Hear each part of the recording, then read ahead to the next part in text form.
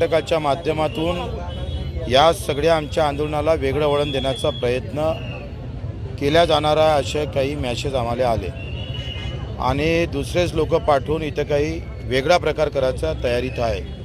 या सगळ्याचा विचार करून दोन पावलं मागं घेऊन या देशाची राज्याची आणि जिल्ह्याची शांतता राहावी, निवडणूक अतिशय शांततेने व्हावी याचा आम्ही प्रयत्न करतो आहे।